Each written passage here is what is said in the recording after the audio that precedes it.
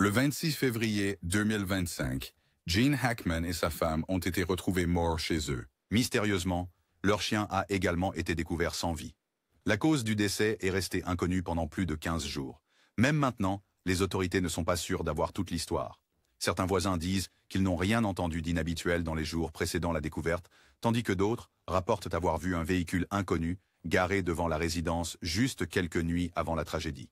Les enquêteurs ont fouillé les effets personnels, les appareils électroniques et les relevés téléphoniques dans l'espoir de découvrir ce qui s'est mal passé, mais la situation est loin d'être claire. Selon des amis proches, le couple semblait de bonne humeur seulement quelques semaines auparavant.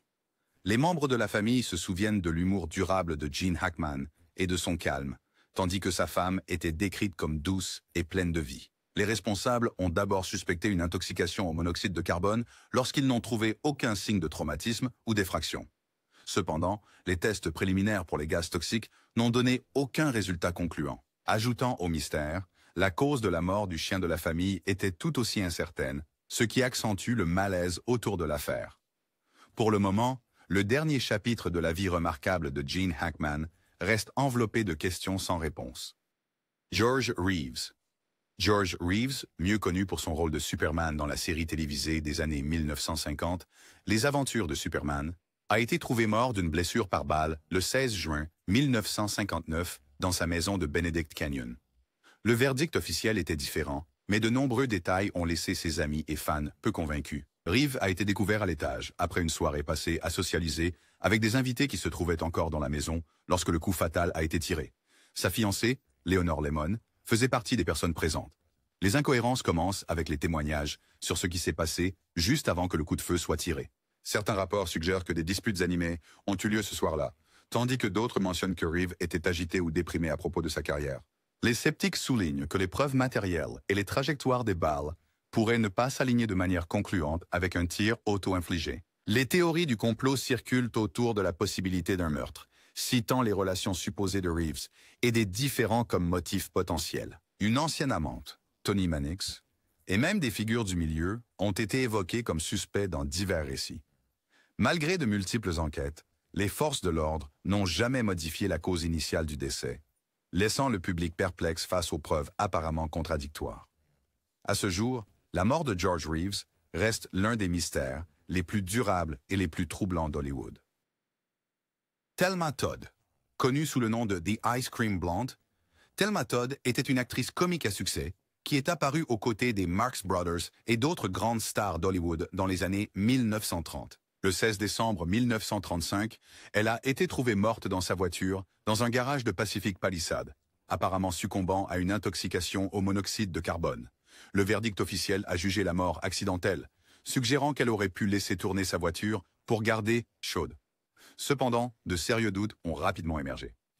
La vie personnelle de Todd impliquait des affaires commerciales et des relations présumées avec des figures du milieu, ce qui a conduit à des spéculations selon lesquelles sa mort n'était en rien un accident. Certains pensent qu'elle aurait pu être assassinée en raison de différends financiers ou de relations qui ont mal tourné. Des amis ont rapporté que Todd était de très bonne humeur juste avant sa mort, ce qui rend cela moins probable à leurs yeux. D'autres signaux d'alarme incluent des déclarations contradictoires de ses associés, des chronologies incertaines et la présence évidente de personnes douteuses dans son entourage. Au fil des ans, les historiens d'Hollywood ont revisité les rapports de police et du coroner, cherchant des détails négligés qui pourraient éclairer ce qui s'est réellement passé cette nuit de décembre. Cependant, aucune preuve définitive de jeu déloyal n'a jamais émergé. L'affaire Thelma Todd demeure comme un témoignage des secrets et des dangers potentiels qui se cachent derrière le scintillement du Hollywood classique. Bob Crane. Bob Crane a gagné en notoriété en tant que charmant colonel Robert Hogan dans la série télévisée Hogan's Heroes. En juin 1978, il a été retrouvé battu à mort dans son appartement de Scottsdale, en Arizona, une scène brutale avec un cordon électrique enroulé autour de son cou. Le principal suspect était John Henry Carpenter, un ami de Crane qui avait souvent filmé les activités sexuelles de l'acteur. Rencontre. Bien que Carpenter ait été accusé du meurtre de Crane des années plus tard, il a finalement été acquitté faute de preuves suffisantes. Des rumeurs circulaient autour de la vie personnelle de Crane, qui impliquaient de nombreuses vidéos personnelles et un réseau complexe de relations. Bien que certains pensent que Carpenter avait à la fois le mobile et l'opportunité, d'autres se demandent si un autre individu inconnu aurait pu cibler Crane pour des raisons liées à l'argent. Les enquêteurs ont évoqué des preuves ADN possibles, mais la technologie de l'époque n'était pas assez avancée pour produire des résultats concluants. Au moment où les tests ADN se sont améliorés, des échantillons clés avaient dégradé. À ce jour, le débat persiste sur qui a vraiment tué Bob Crane. Les membres de la famille, les responsables de l'application de la loi et les passionnés de criminologie ont plongé dans les dossiers de l'affaire, les chronologies des suspects et les détails médico-légaux, espérant trouver un lien manquant. Le meurtre reste officiellement non résolu, ajoutant une couche de mystère permanent à la fin tragique de la star bien-aimée de sitcom. David Carradine. Anna Prishirai, acteur. David Carradine a acquis un statut culte grâce à la série Kung Fu des années 1970 et a ensuite connu une renommée mondiale grâce au film Kill Bill de Quentin Tarantino. En juin 2009, Carradine a été trouvé mort dans une chambre d'hôtel à Bangkok dans des circonstances inhabituelles et pénibles. La police thaïlandaise a d'abord suggéré autre chose, mais une enquête plus approfondie a indiqué une asphyxie accidentelle, pointant vers une pratique érotique ayant mal tourné. L'affaire a attiré une attention médiatique massive, en partie à cause de la célébrité de Carradine et de la nature graphique des premières fuites à la presse. Bien que les autorités aient finalement considéré sa mort comme accidentelle, certains membres de sa famille et amis soupçonnaient un acte criminel. L'ex-femme de l'acteur a mentionné que Carradine avait un passé de comportement à risque, mais a également insisté sur le fait qu'il ne se mettrait pas délibérément en danger au point de mort. Des résultats d'autopsie contradictoires, ainsi que l'implication de plusieurs agences, ont encore embrouillé les pistes. Les fans continuaient à débattre de la présence éventuelle d'une autre personne dans la chambre d'hôtel cette nuit-là. Les images de surveillance, les relevés téléphoniques et l'absence de preuves immédiates ont laissé de nombreuses questions sans réponse. Le tourbillon de spéculation était alimenté par des déclarations contradictoires des responsables locaux et de l'entourage de Carradine. Aujourd'hui, sa mort reste un avertissement sur les dangers des reportages non vérifiés et la ligne fragile entre faits et rumeurs. Jimi Hendrix. Considéré comme l'un des plus grands guitaristes de tous les temps, Jimi Hendrix est mort dans des circonstances perplexes le 18 septembre 1970 à l'âge de 27 ans à Londres. La cause officielle était l'asphyxie par vomissement due à une intoxication par barbiturique. Pourtant, des questions importantes subsistent. Hendrix aurait été trouvé dans l'appartement de sa petite amie Monica Danman, mais ses déclarations concernant la chronologie et les détails ont changé au fil des années, suscitant des soupçons. Divers récits suggèrent que Hendrix avait mélangé du vin avec des somnifères, ce qui a aggravé son état physique déjà précaire. Les ambulanciers arrivés sur les lieux ont signalé des quantités inhabituelles de vin rouge, non seulement dans son estomac, mais aussi sur ses cheveux et ses vêtements, soulevant la possibilité d'un acte criminel. Certains sont allés plus loin, théorisant que Hendrix a été intentionnellement suralimenté en drogue ou forcé d'ingérer du vin, suggérant des motivations de vengeance ou financières liées à des enchevêtrements dans l'industrie. Des amis et collègues ont noté que Hendrix semblait optimiste quant à ses projets futurs, rendant une mort soudaine peu probable. Les interviews avec le manager du chanteur, Michael Jeffrey, ont introduit d'autres rumeurs, notamment que la mort de Hendrix aurait pu être orchestrée pour toucher une assurance vie. Bien qu'aucune preuve concluante n'ait émergé, le tourbillon de questions persiste, transformant les dernières heures de Jimi Hendrix en l'une des énigmes les plus durables du rock. Jim Morrison. Jim Morrison, le chanteur principal des Doors, est célèbrement décédé à Paris le 3 juillet 1971, à l'âge de 27 ans. Officiellement, il a été trouvé dans la baignoire de son appartement, et aucune autopsie n'a été pratiquée, une option légale en France lorsqu'il n'y a aucune preuve de crime. La cause du décès a été enregistrée comme une insuffisance cardiaque, mais des rumeurs et des doutes ont surgi presque immédiatement. Certains ont soupçonné une overdose de drogue, soulignant les luttes connues de Morrison avec l'alcool et l'usage occasionnel de drogue. D'autres ont murmuré des théories de complot impliquant la CIA ou des meurtres clandestins liés à la contre-culture. Mouvement. Des témoins qui prétendaient connaître la dernière nuit de Morrison ont offert des récits contradictoires. Certains ont suggéré qu'il avait succombé à une overdose dans les toilettes d'une boîte de nuit et avait été transporté à son appartement, tandis que d'autres ont insisté sur le fait qu'il était mort paisiblement chez lui. L'absence d'une autopsie officielle reste une raison fondamentale pour laquelle de nombreuses théories persistent, car elle a laissé des questions sur les circonstances précises de sa mort non résolues. Ajoutant au mystère, la partenaire de longue date de Morrison, Pamela Courson, a donné des récits incohérents et est décédée plus tard d'une overdose d'héroïne elle-même. Les fans visitent le cimetière du Père-Lachaise pour rendre hommage, débattant toujours de la vérité sur ces dernières heures. Que ce soit une overdose, un événement médical ou quelque chose de plus sinistre, la mort de Jim Morrison reste une des énigmes les plus légendaires de la musique rock. Kurt Cobain. Kurt Cobain, le leader emblématique de Nirvana, est mort en avril. Date d'Aoi. d'une blessure par balle d'un fusil à son domicile de Seattle. Le verdict officiel était différent, soutenu par une note trouvée près de la scène. Cependant, la mort de Cobain a déclenché de nombreuses théories du complot et des enquêtes, notamment encouragées par le détective privé Tom Grant, engagé par l'épouse de Cobain, Courtney Love, pour localiser le chanteur après qu'il ait quitté une clinique de réhabilitation. Les sceptiques remettent en question le niveau d'héroïne dans le système de Cobain au moment de sa mort, alléguant qu'il l'aurait rendu incapable d'utiliser un fusil de chasse. Ils soulignent également des incohérences supposées dans l'écriture et le contenu de la note. Une partie ressemble plus à un adieu à l'industrie musicale qu'à la vie elle-même. Des rumeurs circulent autour des motivations de ceux proches de Cobain, suggérant un éventuel jeu déloyal pour un gain financier ou personnel. Malgré le dossier officiel et les preuves corroborant des problèmes de santé mentale de Cobain, un segment de fans et d'observateurs reste non convaincu. Ils évoquent des photos de police prétendument manquantes, des déclarations de témoins contradictoires et une spirale de rumeurs amplifiée par la couverture médiatique. Finalement, le médecin légiste du comté de King a maintenu la décision. Mais la mort prématurée de Kurt Cobain continue d'être disséquée dans la culture pop et les cercles de conspiration. Bobby Fuller. Bobby Fuller, leader du groupe Bobby Fuller Four, était au sommet de la gloire avec le succès de I Fought the Law lorsque la tragédie a frappé le 18 juillet 1966. Il a été trouvé mort dans la voiture de sa mère devant son appartement de Los Angeles. Cependant, la scène a immédiatement soulevé des suspicions. Fuller était recouvert d'essence, et certains témoignages disent qu'il avait des ecchymoses ou des coupures, bien que les détails officiels de l'autopsie restent flous. Des rumeurs de connexion avec la mafia ont rapidement émergé, suggérant que Fuller aurait pu être tué à cause d'un différend commercial ou d'un enchevêtrement personnel. Des amis et des membres de la famille affirment que le chanteur n'avait aucune raison de se faire du mal, et qu'il était de bonne humeur concernant sa carrière. Pendant ce temps, d'autres remarquent que l'industrie musicale des années 1960 croisait parfois le crime organisé, évoquant de possibles tentatives d'extorsion. Le traitement initial de la scène du crime par les forces de l'ordre a laissé beaucoup de gens frustrés.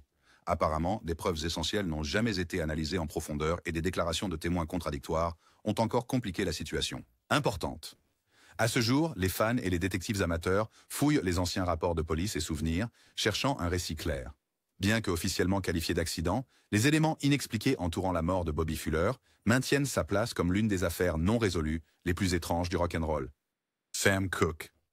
Sam Cooke, la voix saoule derrière des classiques comme A Change Is Gonna Come et Cupidon, a connu une fin violente le 11 décembre 1964. Selon les rapports officiels, Cooke a été abattu par un gérant de motel à Los Angeles qui a plaidé la légitime défense. L'enquête du coroner a soutenu son récit, concluant à une justification. Homicide. Pourtant, des controverses ont surgi presque immédiatement, façonnées par des récits contradictoires des compagnons de Cooke et du personnel du motel. Le récit officiel suggère que Cooke, dans un état de détresse et peut-être sous influence, a fait irruption dans le bureau du directeur en demandant où se trouvait une femme qui s'était enfuie avec ses vêtements. Cependant, les associés et les fans de Cooke soutiennent que la séquence des événements pourrait avoir été manipulée pour cacher une autre vérité, qu'il s'agisse d'un vol, d'une dispute domestique devenue mortelle ou d'un coup monté par des individus peu scrupuleux. Au fil des décennies, des journalistes et des historiens de la musique ont revisité l'affaire, explorant les tensions raciales, les transactions commerciales de Cooke et ses efforts résolus pour prendre le contrôle financier de sa musique. Certains se demandent si des acteurs puissants de l'industrie n'ont pas joué un rôle. Malgré les spéculations en cours, aucune réouverture officielle de l'enquête n'a modifié la conclusion initiale. Les derniers moments tragiques de Sam Cooke restent empreints d'incertitude et de tristesse. Anna Nicole Smith. Anna Nicole Smith, mannequin et personnalité de la télévision, est décédée le 8 février 2007 dans une chambre d'hôtel en Floride. La cause officielle était une intoxication médicamenteuse combinée, jugée accidentelle. Cependant, les circonstances entourant sa mort et le récent décès de son fils, Daniel, dans des conditions tout aussi suspectes, provoquaient un examen public intense. La frénésie médiatique s'est concentrée sur la vie personnelle tumultueuse de Smith, les batailles pour la garde, un testament contesté et une relation très médiatisée avec l'avocat Howard K. Stern. Certains observateurs ont spéculé sur un éventuel acte criminel, ou du moins de la négligence, en faisant référence à l'ensemble des médicaments prescrits dans son organisme. Le rapport du coroner indiquait une overdose de somnifères, d'anti-anxiolytiques et d'autres substances. Les critiques se sont demandé si ceux qui entouraient Smith facilitaient son usage de drogue plutôt que de chercher de l'aide. De plus, des batailles juridiques non résolues concernant la succession de son défunt mari, G. Howard, alimenter des théories du complot selon lesquelles des motivations financières pourraient avoir été impliquées. Les proches et les experts juridiques restent divisés sur la manière dont les dernières semaines d'Anna Nicole ont été gérées. Bien qu'aucune accusation criminelle n'ait été portée concernant sa mort, l'effervescence médiatique, les témoignages contradictoires et le sensationnalisme en ont fait l'un des décès de célébrités les plus controversés de la décennie. À ce jour, l'histoire d'Anna Nicole Smith demeure un avertissement sur la gloire, la fortune et la tragédie. Whitney Houston. La portée vocale exceptionnelle de Whitney Houston et ses succès en tête des charts lui ont valu une renommée mondiale. Pourtant, ces derniers moments, le 11 février 2012, continuent de soulever des questions. Houston a été retrouvée submergée dans une baignoire à l'hôtel Beverly Hilton quelques heures avant une apparition prévue à une fête pré-Grammy. Le coroner du comté de Los Angeles a conclu que sa mort était une noyade accidentelle, avec l'utilisation de cocaïne et une maladie cardiaque comme facteur contributif. Bien que le rapport officiel soit clair en citant le rôle des drogues et des problèmes de santé sous-jacents, des rumeurs persistent selon lesquelles les circonstances de sa découverte étaient plus compliquées. Certains fans et médias ont spéculé sur l'implication d'un tiers ou une dissimulation plus importante, notant la confusion initiale et le délai de réponse des secours d'urgence. D'autres soulignent les parallèles avec la quasi-noyade de sa fille Bobby Christina Brown, 3 ans plus tard, ce qui a renforcé les spéculations sur une malédiction familiale ou une tragédie plus profonde. Néanmoins, les enquêteurs n'ont trouvé aucune preuve concrète de jeu déloyal. Des associés ont mentionné les luttes de Houston avec l'addiction et les difficultés personnelles qui ont pu la mettre en danger. Malgré les conclusions officielles, les théories du complot persistent, souvent alimentées par le chagrin de la perte d'une légende musicale. Sa mort prématurée reste à la fois un avertissement sur l'abus de substances et une source d'intrigue persistante. Elizabeth Short, The Black Dahlia. Elizabeth Short, surnommée à titre posthume le Dahlia Noir, reste un symbole obsédant du côté sombre d'Hollywood. Son corps mutilé a été découvert dans un terrain vague de Los Angeles le 15 janvier 1947. L'état macabre de ses restes a immédiatement généré des gros titres sensationnels, et l'obsession du public pour son meurtre non résolu n'a jamais faibli.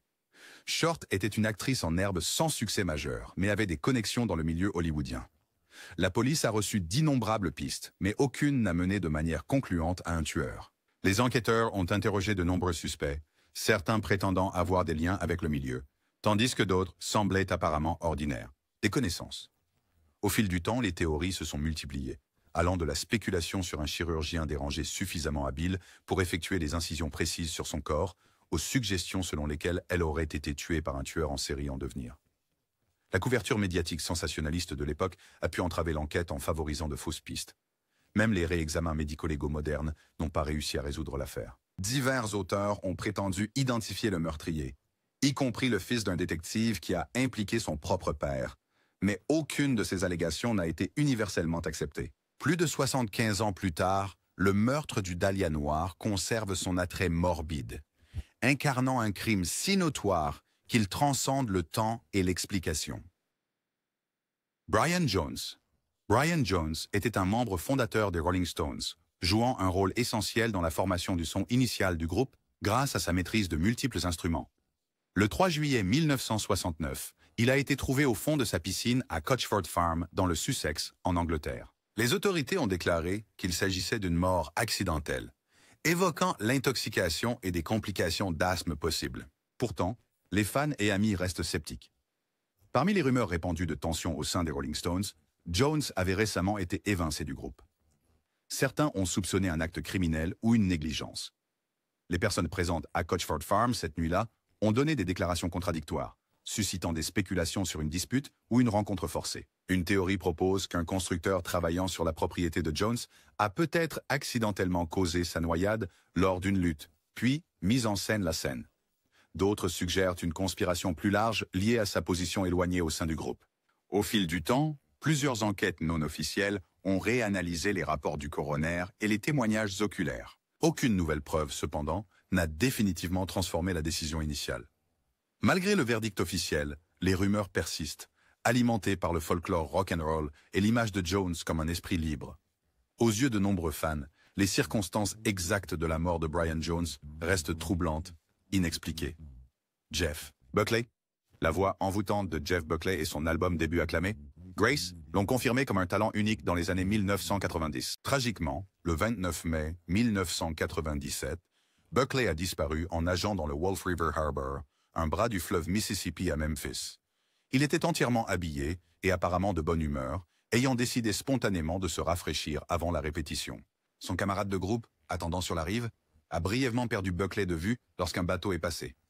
Quelques minutes plus tard, Buckley a disparu sans laisser de traces. Après une recherche exhaustive, son corps a été découvert 6 jours plus tard.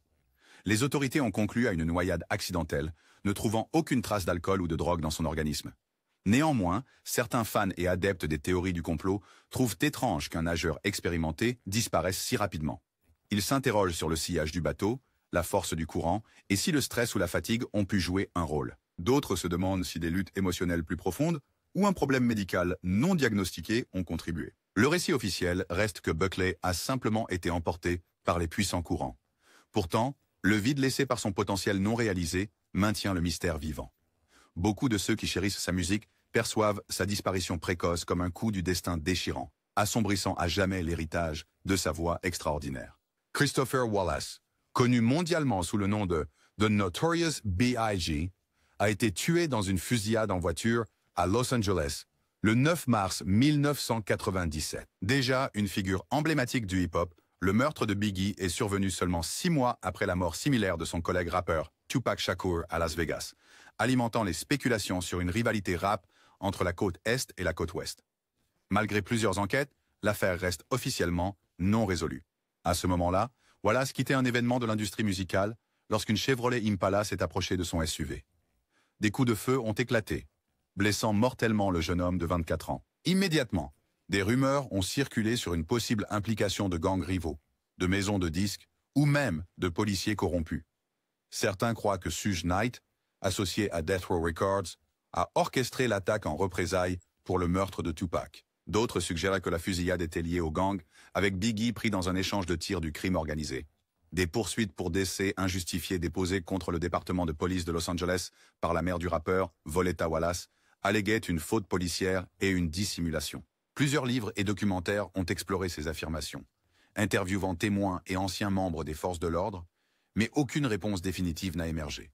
L'absence de résolution claire a laissé une cicatrice profonde dans l'histoire du hip-hop, et le meurtre de Biggie reste l'un des plus persistants et tragiques du genre. Mystère. Pour Tupac Shakur. Tupac Shakur, une force révolutionnaire dans le hip-hop, est mort le 13 septembre 1996, de blessures par balle infligées lors d'une fusillade en voiture à Las Vegas. 6 jours plus tôt, Tupac avait assisté à un match de boxe de Mike Tyson, après quoi une altercation a éclaté dans le hall du MGM, Grand. Plus tard, alors qu'il roulait dans une BMW avec Suge Knight de Death Row Records, une Cadillac blanche s'est approchée et des coups de feu ont retenti. Tupac a subi plusieurs blessures par balle et n'a jamais repris connaissance.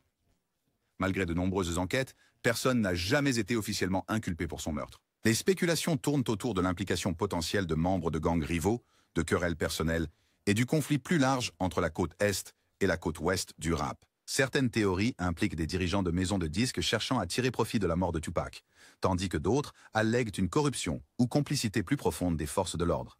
Des rumeurs persistent, même que Tupac aurait mis en scène sa propre disparition et se serait enfui à Cuba ou dans un autre lieu secret.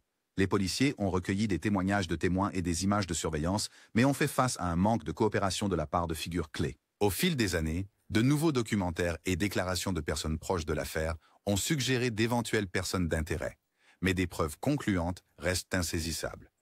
Le meurtre non résolu de Tupac demeure l'un des mystères les plus célèbres de l'histoire moderne de la musique. Elvis Presley. Elvis Presley, salué comme le roi du rock'n'roll, est décédé le 16 août 1977 dans la salle de bain de son domaine de Graceland à Memphis, Tennessee. Les rapports officiels attribuent sa mort à une insuffisance cardiaque aggravée par l'utilisation de médicaments sur ordonnance, bien que la combinaison exacte de substances et les problèmes de santé sous-jacents restent sujets à débat. Dans l'immédiat après, les fans du monde entier étaient dévastés, et les théories du complot ont rapidement émergé, affirmant qu'Elvis avait simulé sa mort pour échapper à la vie publique ou à des problèmes financiers. Bien que le coroner ait indiqué l'arythmie cardiaque comme le principal problème, les sceptiques soulignent la gamme de pilules trouvées dans son système, tranquillisants, analgésiques et somnifères qui pourraient avoir conduit à une overdose accidentelle.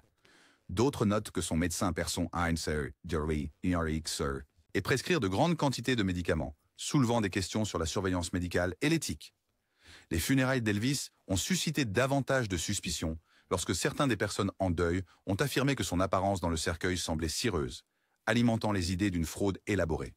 Même des décennies plus tard, des supposées apparitions d'Elvis dans des endroits reculés ont fait surface dans les gros titres de tabloïds. Les enquêtes officielles n'ont jamais annulé la décision selon laquelle sa mort était due à des problèmes cardiaques exacerbés par l'usage de drogue, laissant les passionnés et les théoriciens du complot débattre de la vérité derrière la légende. La princesse Diana. La princesse Diana, vénérée dans le monde entier comme la princesse du peuple, est décédée le 31 août 1997 dans un accident de voiture à l'intérieur du tunnel du pont de l'Alma à Paris. La voiture transportant Diana et son compagnon, Dodi Fayed, était conduite par Henri Paul, qui était employé par le Ritz Hotel Paris. Les investigations ont conclu que Paul était sous l'influence de l'alcool et de médicaments sur ordonnance, et qu'il a perdu le contrôle du véhicule à grande vitesse. Les paparazzis qui suivirent la voiture ont été initialement tenus responsables de l'accident, mais une enquête officielle les a ensuite absous de toute responsabilité directe. Malgré l'enquête approfondie de l'opération Paget menée par les autorités britanniques, des rumeurs persistent selon lesquelles Diana a été délibérément tuée en raison de son statut de grande célébrité, de l'évolution de sa vie personnelle et des conflits possibles avec la famille royale. Famille. Les théories du complot vont de l'implication des services secrets à des orchestrations élaborées par des figures anonymes préoccupées par ses projets futurs ou son influence publique. Les partisans de ces affirmations soulignent des incohérences perçues dans les images de vidéosurveillance et des déclarations de témoins allégués qui contredisent la version officielle. Chronologie. L'enquête finale, conclue en 2008, a attribué l'accident à une négligence grave du conducteur et à la poursuite incessante des paparazzis. Pourtant, les théories persistantes n'ont jamais pleinement dissipé. La mort de la princesse Diana reste un événement profondément émouvant, tissé dans une tapisserie de chagrin, de dévouement et de questions persistantes.